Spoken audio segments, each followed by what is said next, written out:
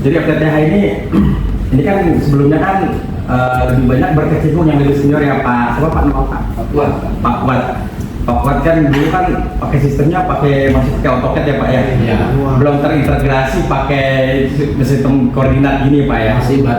Masih ngebatik lah ibaratnya. Iya. Nah jadi sejak dia baru integrasi, sejak dia bergabung dia memakai KMZ, akhirnya dia JIS bisa masuk ke situ Pak. JIS itu dia geografi umumnya yang kita pelajari dulu waktu itu. Nah, tentang peta yang ada di permukaan bumi. Nah ini kan disebutnya geografi. Nah jadi dasar JIS itu seperti itu. Terus nanti kita belajar tentang pengertian dasar JIS, jenis data dan dalam JIS, terus sistem koordinat yang bisa teman-teman lakukan kan yang ada longitude, latitude, kayak gitu ya, nah, segala macam ya. Nah, kita masuk ke pengertian JIS ini. Ini harus kita mengumpulkan atau menyimpan menganalisis data yang kayak teman-teman lakukan itu kan. Dia dibagi dalam tiga datanya itu adalah data vektor dan data raster. Vektor itu yang teman-teman bisa lakukan dengan AutoCAD dulu. Itu vektor, jadi data itu bisa berubah-ubah mau seperti apa. Nah bedanya data itu mempunyai mempunyai koordinat. Ada koordinatnya vektor itu. Nah vektor itu dibagi dalam tiga umumnya. Dia ada titik, ada garis, ada area. Nah, terus kalau untuk nama, status, scale, dan source itu lebih kepada penamaannya. Disebut data atribut disebutnya. Jadi ada vektor lagi nanti disebut juga ada data atributnya di dalamnya. Raster pun sama. Raster itu berupa gambar, citra yang biasanya kalau teman-teman ngedesain itu ngelihat KMZ atau Google Earth ya, itu masuknya raster juga, cuma bedanya itu online. Ada juga yang kalau sebelum ada Google Earth kita pakainya offline, jadi kita dari atas di foto baru kita olah main mapping. Kalau di sini teman-teman basicnya apa semua banyak teknologi informasi apa teknik, banyak teknik jaringan tapi jaringan teknik ya. Iya. Jaringan. Ini kalau misalnya ini titik itu kayak titik koordinat, garis itu kayak lining gitu ya. Nah, titik itu kalau titik lebih menggambarkan. Nah ini contohnya.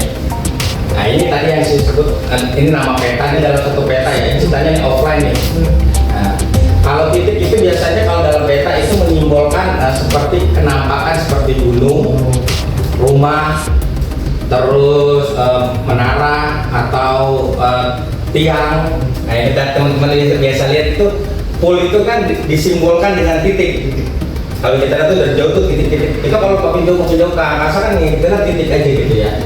Nah, jadi kalau titik itu disimbolkan oleh seperti ini, rumah, terus gunung, pohon. Tapi kalau untuk garis disimbolkan seperti jalan. Kalau di FTTH sungai, jaringan kabel yang melintas kemana-kemana. Nanti kedepannya teman-teman nanti bakal kalau udah ngerti nih tentang vektor data vektor JS, bisa tahu nih jaringan kabel yang ada di bawah kita ini yang kemana aja nih larinya. Jadi udah paham, jadi bakal sampai ke tingkat itu gitu. Sampai saya waktu dulu kan kemarin seperti ASEAN itu sampai kita bisa minta datanya. Oh yang udah kami punyanya siapa sih, larinya kemana sih? Kapan ya? Ada datanya. Itu alatnya pakai apa? Ini dengan mempelajari ini jadi tahu. Oh, maksudnya nggak ada alat tambahan lagi nggak? Enggak. Kalau kali kita ukur kabel. Oh, kalau secara manual. Locator, manualnya. Ya itu ada namanya scanning gitu, yang biasa gua pakai di bawah itu seru gitu. Tapi itu pun sulit banget ya. Sulit. Yang sekarang ini yang di update itu Jakarta 1. Itu kan di update tuh. Kalau bapak nggak salah ya, coba teman-teman bisa download di sana. Nanti mungkin habis belajar dari sini udah ngerti tentang data yang berupa vektor. Jadi bisa ngiseng ngambil pengen tahu nih, pengen dikombinasi ini dengan data yang kita dengan data yang sudah ada. Oh di sini ternyata cakupannya sudah ada konsumennya siapa aja nih yang lewat di garis itu siapa aja. Apa aja, ya. Ada mungkin punyanya kabelnya, backbone-nya si merek, apalah, Telkomsel, Indosat, itu bisa tuh Pak. Dan mereka itu kan harus izin ke apa namanya? Ke Kominfo. Nah, itu punya petanya itu Pak. Yang ada di bawah jaringan tanah itu kan ditanam tuh di bawah Iya. untuk apa namanya backbone-nya. Backbone-nya. Itu kelihatan tuh bentuknya siapa aja tuh. Oh, ini punyanya segini. Kadang ada yang share, kadang ada yang ditutup-tutupi. Oh. Tapi di Jakarta satu kayaknya bisa di-share deh, tapi nggak banyak. Jadi kalau misalnya kita dapat pekerjaan yakin, kita bisa dapat koleksi data dari situ Pak. Yes, right. Tinggal ngambil aja. Tapi dengan prinsip harus paham dulu. Jadi bisa, jadi kalau misalnya udah ngerti, udah kayak enak gitu loh ngambil data. Oh, bisa begini. Tapi tinggal dikomunikasiin teman-teman yang udah biasa desain, udah ngerti.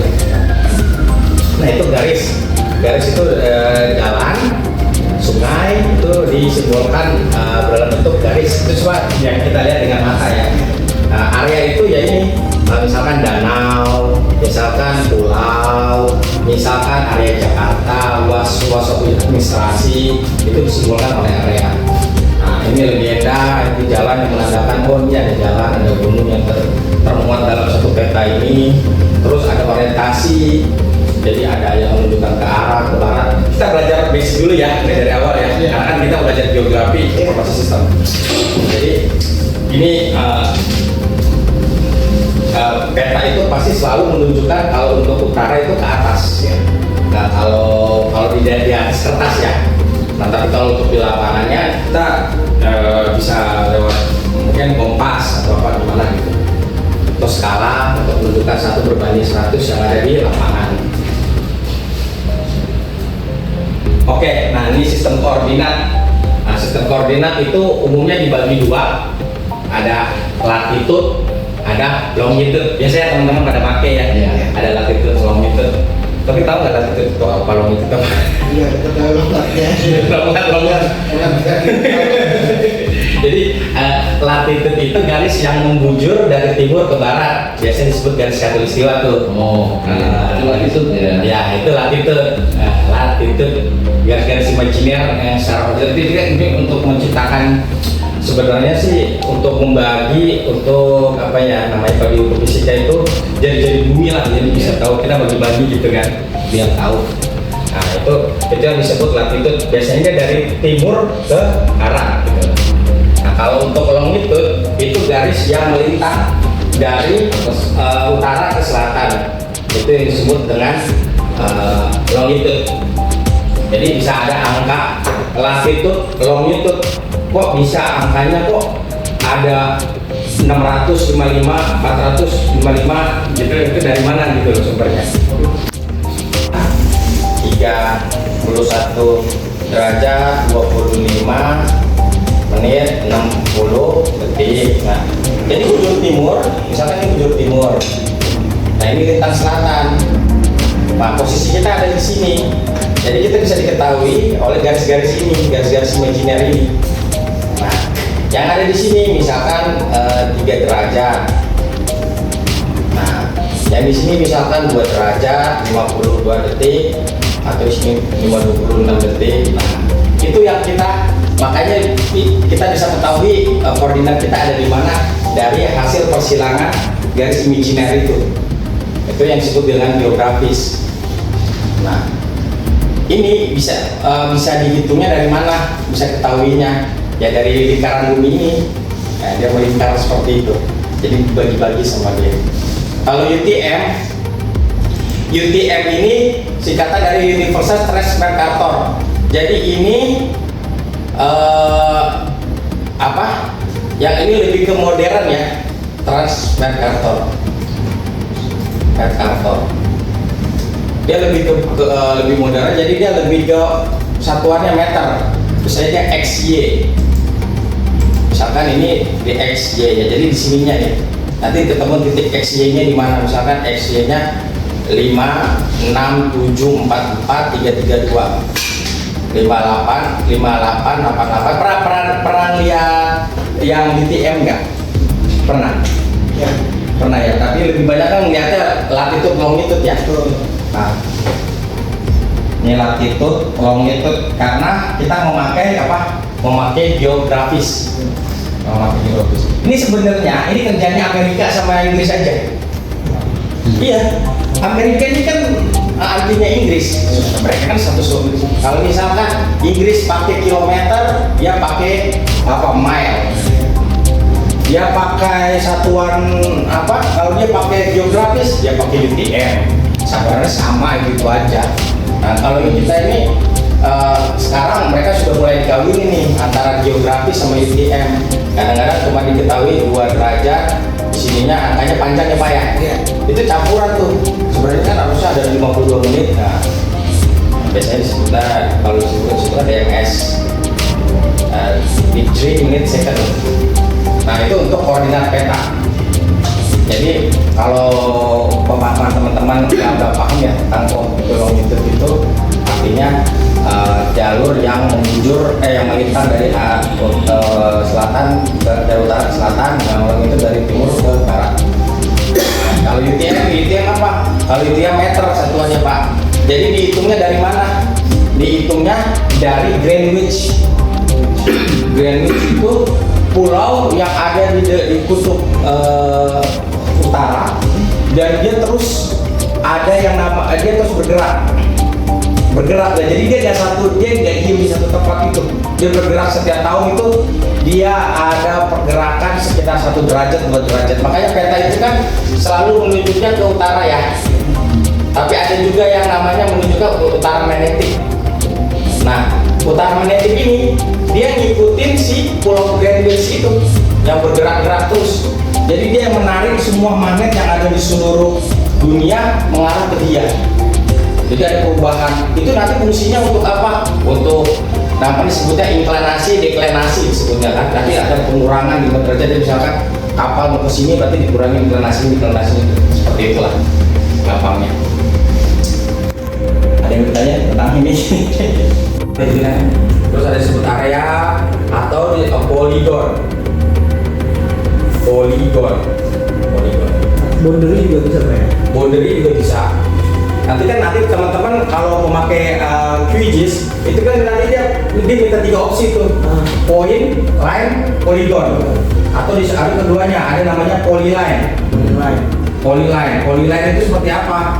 Dia seperti ini. Dia bentuknya kayak line, tapi dia sebenarnya membentuk polygon.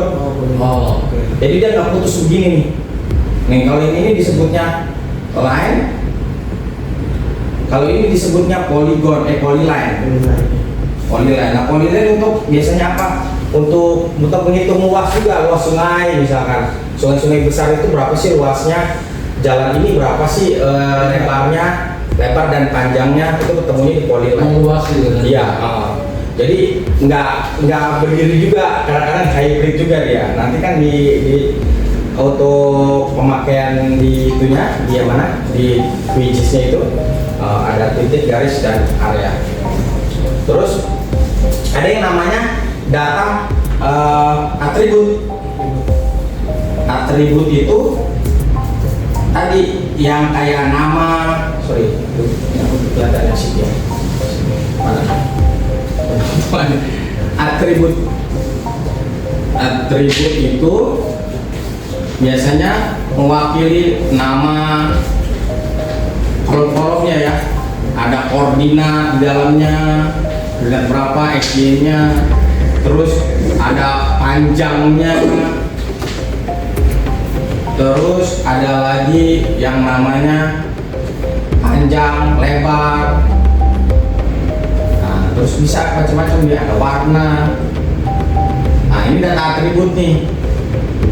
Nanti kayak misalkan masih pengen tahu nih, misalkan ini titik sentralnya si FAT, pakai perikonnya ke sini, hompasnya misalkan ya, hompas gitu. Nah kan nanti titik ke sini. Nah ini kan misalnya bedanya 5 meter, 2 meter, 3 meter. Itu nanti semua ada di data atribut nih. Nanti data atribut ini bisa kita ekstrak menjadi data table itu. bisa kita ekstrak jadi editable. CSV gitu ya. CSV pun bisa nanti dimasukkan ke data vektor, jadi bisa jadi data vektor gitu. Jadi bisa dimundar mandiri, bisa dibolak balik. Mau tanya Pak, Ya, berarti dari atribut itu kan misalkan ada 6, ada 6. ya banyak lah, bisa Bisa macam-macam. banyak istilahnya. Mm-mm. Nah tapi tetap kita bisa pilih kan, ini atribut yang mana yang jadi judul dari titik itu misalnya. Enggak, ini biasanya mewakili satu titik. Jadi satu titik ini, misalnya titik nih. Titik ini dia mempunyai koordinat. Koordinatnya dia ada di ruang latih berapa ya? Terus ini titik ini misalkan ada di jalan apa? Kalau kita langsung ke point ke itu ya, ke titik kompas kita. Ini namanya jalannya apa? Koordinatnya berapa? Terus dia itu ada di ibu kota mana? Administrasinya macam-macam. Tanggal langsung gitu ya. Tanggal bisa masukin data atribut ini macam-macam, bisa kita masukin dalam satu poin atau satu line Iya. atau satu area, di dalamnya bisa macam-macam. Enggak, saya mau tanya, Hmm. di KMZ itu kan ada judulnya Pak. Iya. Nah itu kita bisa pilih kan dari atribut itu yang jadi judulnya itu apa jadi. Judul apa tuh? Misalnya titik ini rumahnya nomor 50. Ah, Ruang latih berapa, ininya berapa, itu berapa. Ah. Nah, saya mau mana yang mau dimunculkan? Nah itu. Nggak bisa, gampang itu. Nanti kita bisa. Mana yang mau dikeluarkan, mana yang tidak dikeluarkan. Makanya teman-teman itu kan perlu di QGIS itu sebenarnya untuk ini, untuk lebih memudahkan ketika mendesain. Karena QGIS ini sifatnya open source, OS dia open source. Kalau ArcGIS itu dia close, private, di private. Jadi dia nggak banyak fitur-fitur, kalau kita nggak bayar kita nggak bisa. Tapi tampilannya dia ini lebih apa ya? Lebih indah, lebih bagus dia. Bagus. Karena dia sudah compatible dengan Google Earth, udah compatible dengan apa sih namanya, dengan AutoCAD. Nah, itu kalau dia punya produk namanya Shapefile, biasanya teman-teman bilang SAP. Nah, ini SAP ini produknya dia. Kalau QGIS produknya namanya ada QML ya, QML. Nah, itu nggak support ke yang lain kadang. Jadi nggak di support yang lain. Kalau teman-teman udah mulai bahasanya udah pakai bahasa pemrograman, ada namanya GeoJSON. Nah, GeoJSON itu dia udah memakai ini nih, dia udah memakai QGIS, tapi tampilan SHP. Nah, dia udah bisa tuh, udah support. Tapi yang lebih banyak pakainya SHP karena dia dari tahun 60 dia sudah dipakai oleh dunia dan sudah banyak pemakainya. Akhirnya produk-produk yang muncul belakangan seperti AutoCAD, kan AutoCAD DWG ya, nah CAD ya, akhirnya dia memakai ke power pasar itu udah lebih support ke SHP. Ya udah, kita ngikutin aja deh, kita pakai SHP gitu. Kalau kalau disimpan, kalau mau formatnya di SHP gitu. Karena apa? Karena dia dipakai oleh banyak aplikasi.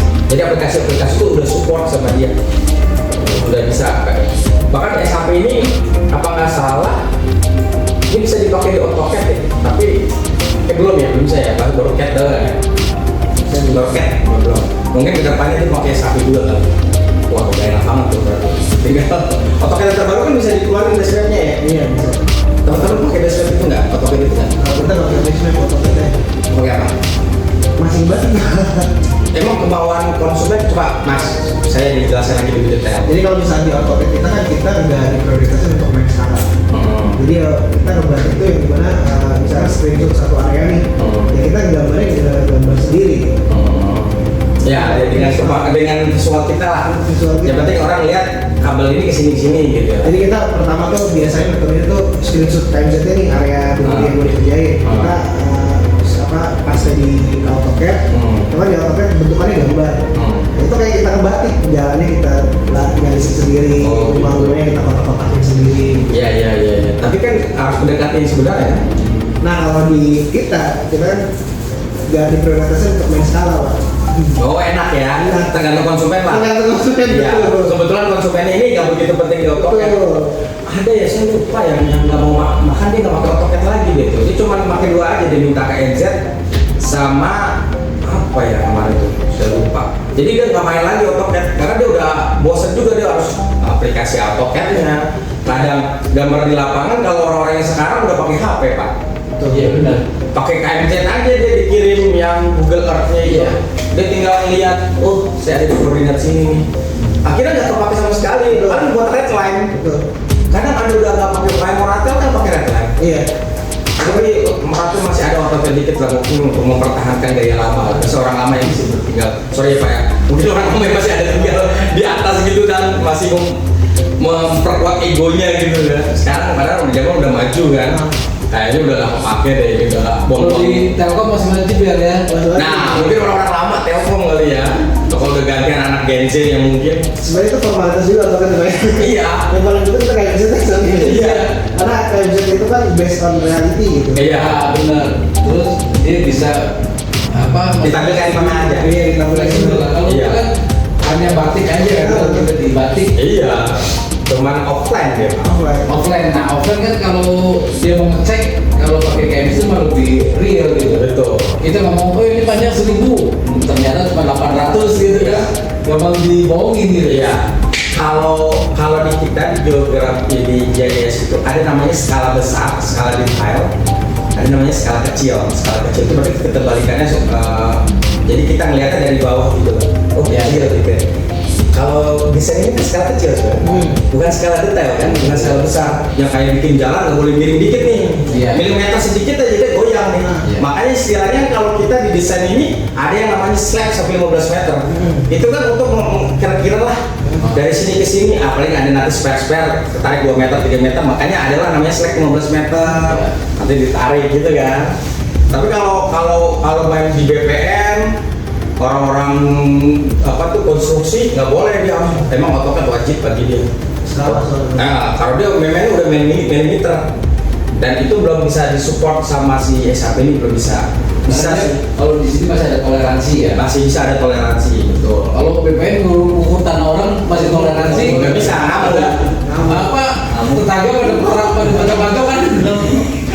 Dia berapa senti aja pak udah berapa lama itu pak kita dari ukur tuh. Iya, iya. Gara-gara ada orang ribut ini aku BPN udah lalu urusin dulu selesai dulu. Mereka nggak diurut.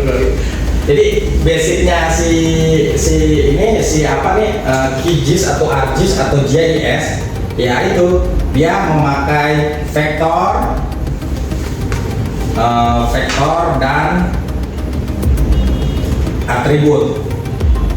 Nah, atribut ini penting banget.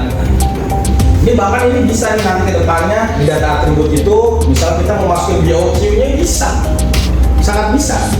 BOQ misalkan satu titik ini apa nih polnya ini berapa harganya, panjangnya 7 meter berarti tingginya kan tinggi kan ada P7 P8 P9 ya P9 yang untuk feeder itu kan untuk lewatin jalur. Nah ini bisa aja di sini dimasukin dimasukin koordinat, dimasukin ini semua ada di data atribut. Jadi satu data itu kita klik, misalnya kita klik di Google Earth ya, kan udah keluar semua. Pengen ini banyak loh. Jadi pelanggan itu kita apa presentasi, lengkap ya gitu bahasanya. Seperti itu. Ada lagi yang ingin disampaikan? Lanjut pak. Lanjut ya. Nah, set fitur as. Nah, ininya dirubah nih formatnya. Oh.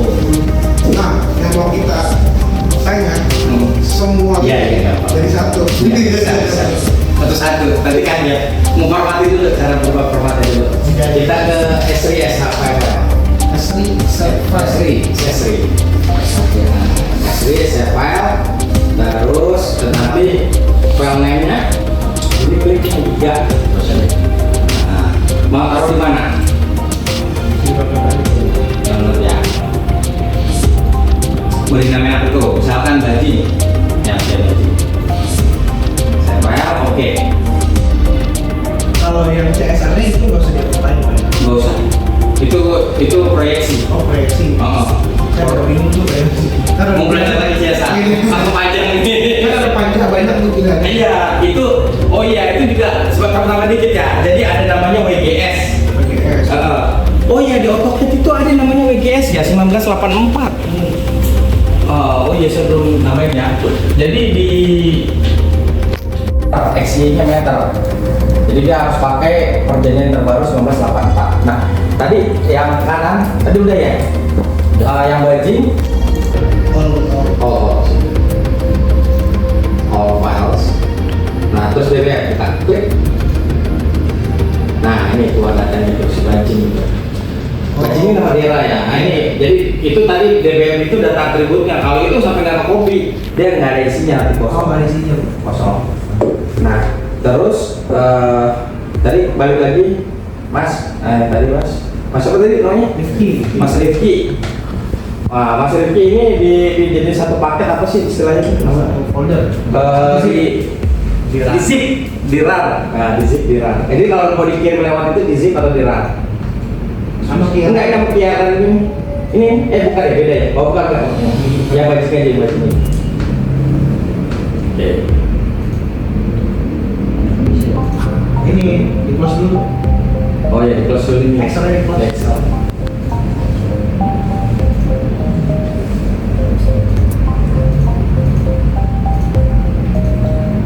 Pernah? Dia nggak dibatin ya tadi? Nggak dihapus ya? Oke. Nah, terus itu dikirim ke Mas Angga lewat itu, baru dibuka nanti. Terus habis ini kita, ini sekilas saja ya. Habis ini kita masuk dulu ke ini, ke Citra. Kita masuk dulu ke Google Earth Engine. Habis itu baru nanti kita belajar ke ini lagi, penyatuan mini segala macam. Udah dikirim Mas? Udah. Udah. Bajing udah bisa dibuka. Buka arahnya gitu. Perannya mana? Saya udah bikin. Tapi udah dibuka. Kan pernah. Enggak ada. Mana tadi? Ya udah, bukanya nggak bisa. Bukanya dari sini AutoCAD tadi. Oh, jadi AutoCAD dari sini. bisa folder ya? Ya, boleh. Case-nya mati. Enggak ini. Panggil ini. Case-nya mati. Enggak tadi kan. Oh, oke. Bentar.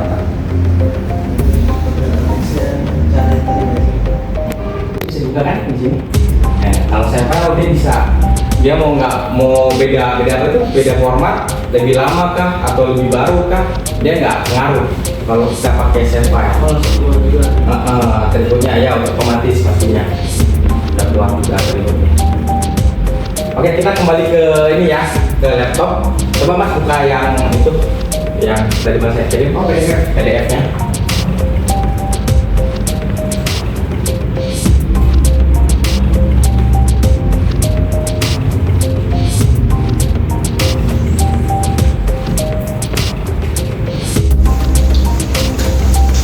Filenya yang mana Pak? Yang di grup training Pak. Yang di grup WhatsApp. Dari di grup WhatsApp. Belum. Oh, di grup pasar. Grup WhatsApp. Oh, iya. Grup WhatsApp. Tapi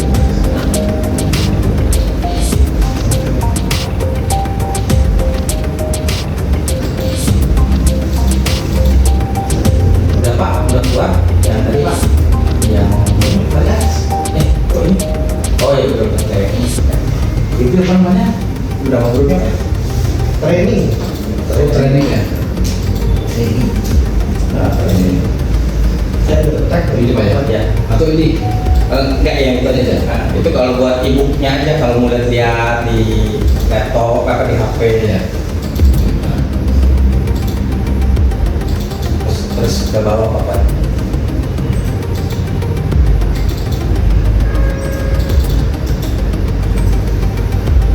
Terus bawah apa?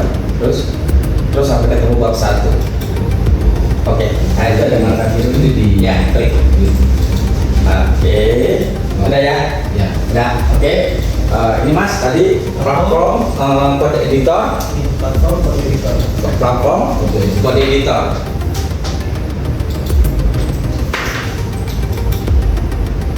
Ini ya. Terus pilih kan ya. Ya, betul. Tim yang mana yang mau dipakai, teman-teman? saya sih udah connect semua nih. Jadi ini langsung keluarnya ini dia. Iya, yang gue lihat. Sudah. Kayaknya Ini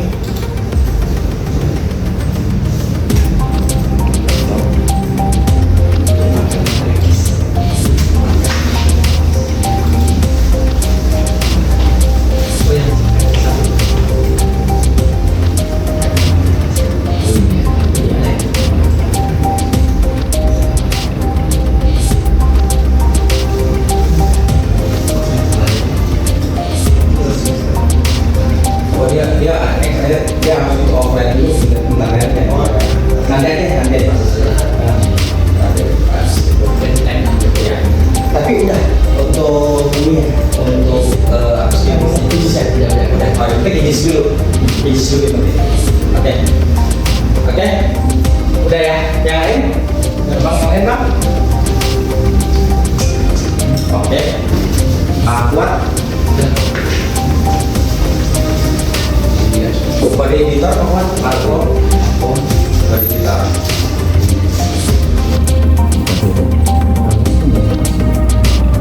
di sini coba. Open building,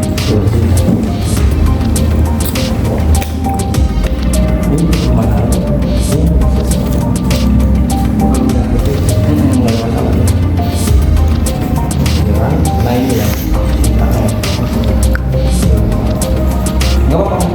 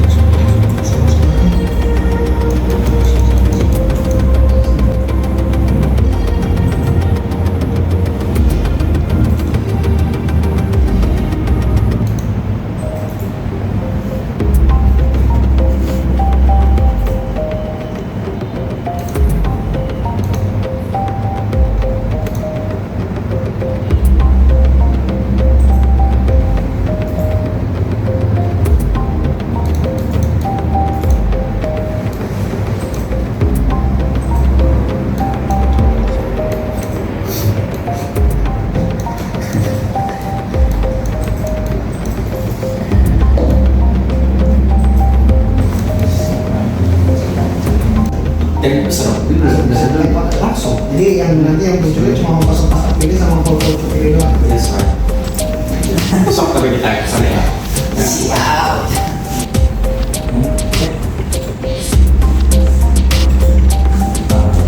Test connection. Test connection.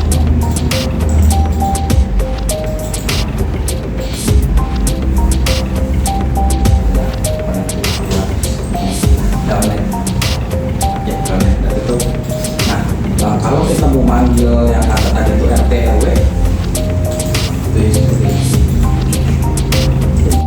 Coba di itu dulu di mana? Lakin. Udah. Belum di sana. PP service. Oh, udah ya, bos.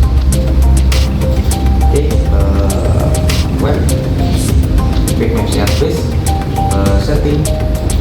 Ya, klik sekali. Mau service. Oke, lanjut.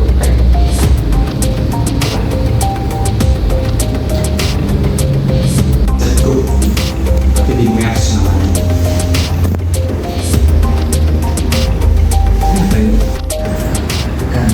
bukan ya? Ah, ini harus di-convert dulu semua ke save semua. Iya. Sebentar.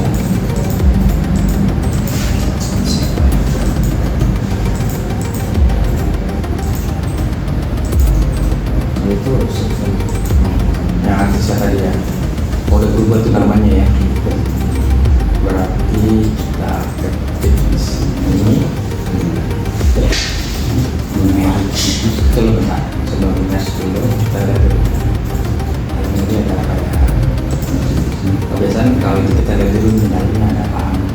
Oh, cuma ini doang. Harus semua ada apa di dalamnya? Ada RTL ini cuma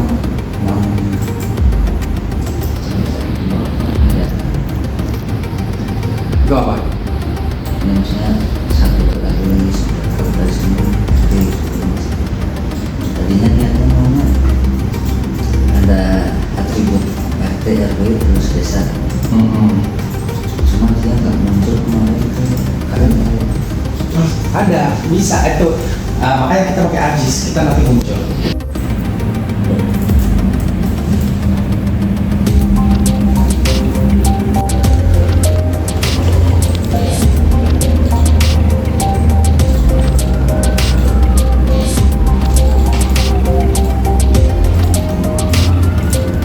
Oke, ini udah. Terus di sininya diketik merge. Kalau itunya udah ada tuh di mananya, di manualnya.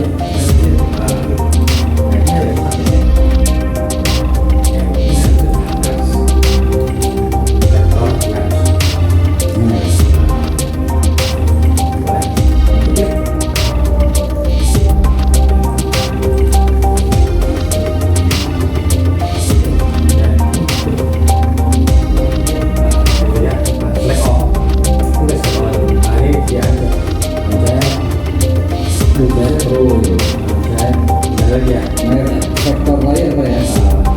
Ya, ini Manage Backlog Layer. Iya iya. Kita klik Oke. Ini semua ada di bukunya ya, Bang. Ada di manual. Ini yang apa tadi? Ini masih di sini nih. Ini apa yang match tadi? Match vector layer. Oh iya, oke udah masuk terus Semuanya bisa level. ini selektor.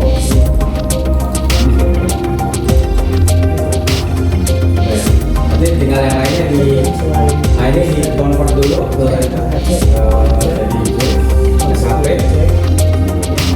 terus dinamain drop wire, Ini drop wire, ini DW ini drop wire. Oke. Ya, terus yang ini mesh, mulai dari mesh nih. Sini sampai ini dihapus dulu dah. Oh jadinya DW. Namanya DW. Nah, udah jadi kan drop wire-nya. Nah, sekarang kita pengen manggil FAT-nya nih. Nah, berarti kan FAT-nya kan ada nomor-nomor di sini. Terus di sini select by location. jadi Mas Angga, Ya, untuk Mas Farwan. pelatihan selama 2 hari untuk desain JIS FTTH, bagaimana tanggapannya? Mantap banget mas. Perusahaan kita memang kan terkendala soal desain. Kita masih pakai metode-metode lama gitu, yang lama progresnya. Terus kita ambil training dari Mas Warman perihal GIS untuk desain for FTTH. Itu efisiensinya sangat berkembang pesat, bisa sampai 40-50% daripada metode kita yang lama gitu. Oke. Lebih cepat lagi mas. Emang metode yang lama tuh gimana? Kita metode lama ngebatik. Mau ngebatik? Iya, satu-satu di satu. Terus kalau misalnya ini kan QGIS itu ada full automation ya. Oh ya. Jadi efisiensinya sangat luar biasa. Kalau dibatik maksudnya gimana tuh? Kita klik satu di Enggak mau batik di mana? di KMZ. Oh di Google Earth. Yes. Oh gitu. Oke. Kedepannya seperti apa yang ingin diharapkan nih? Kita sih harapannya dengan pelatihan ini tim planner kita, tim desain kita sama-sama berkembang lah dengan berkembangnya teknologi dan zaman gitu. Amin. Karena kan teknologi itu nggak bisa lepas dari segala hal. Itu mempengaruhi efisiensi kerja kita gitu. Iya. Oke, terima kasih Mas Angga testimoninya.